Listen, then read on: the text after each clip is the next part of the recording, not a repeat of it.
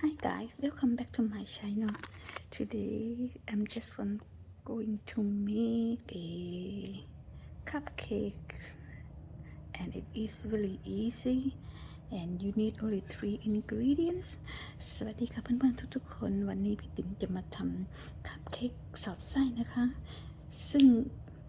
มีแค่3 ingredient มีแป้งแล้วก็powder sugar แล้วก็4 ไข่แค่นั้นนะคะมาค่ะมาเริ่มทำกันเลยค่ะก่อนอื่นเลย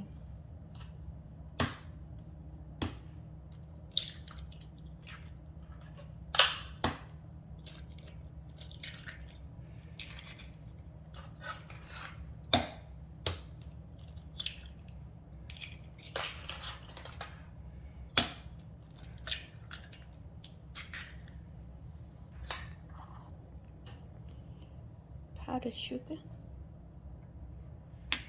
อันนี้ใส่อันนี้วานิลาแป้งนะคะแป้ง1 คัพกับ1/3ค่ะ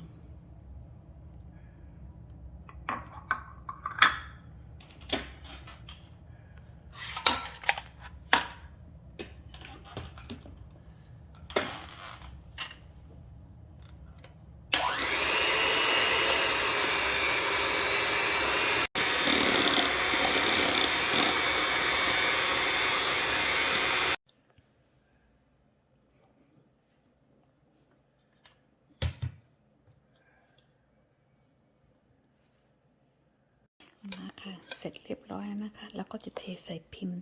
น้องๆค่ะที่จริงพิมพ์นี่มันต้องเป็นพิมพ์อันเล็กกว่านี้หน่อยนะคะแต่พี่ติ๋มก็คือว่าก็ไม่ได้คิดว่าจะทำอะไรทั้งนั้นวันนี้แต่ก็ไม่มีอะไรทำที่บ้านก็เลยหาอะไรทำเล่นๆและเมนูนี้ง่ายด้วยค่ะเพื่อนๆไม่ได้ใช้สูตรเยอะ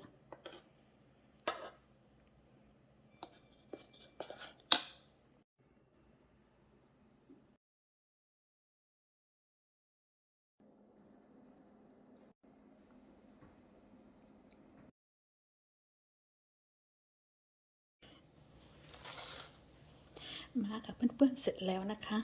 ปัญหาทีนี้คือว่าพี่ติ๋มไม่มีอุปกรณ์อะไรทั้งสิ้นในบ้านเราจะใช้แบบวาดอะไรที่บ้านมีจะใช้ลองดูและจะลองทำดูนะคะมาค่ะเพื่อนๆมาค่ะแล้วเราก็หยอดหน้าด้วยอันนี้นะคะ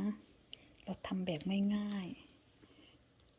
ๆซึ่งเป็นไอเดียค่ะเพื่อนๆเวลามีลูกมีหลานอยู่ที่บ้านเราสามารถทำdecorations ให้เด็กๆชอบกันค่ะ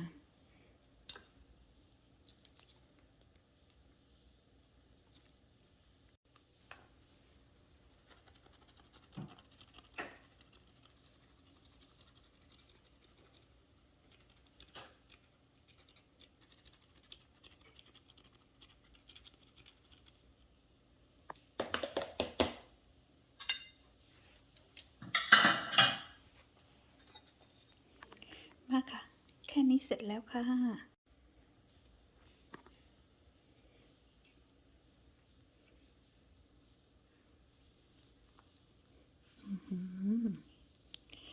มาค่ะจะลองชิมดูค่ะ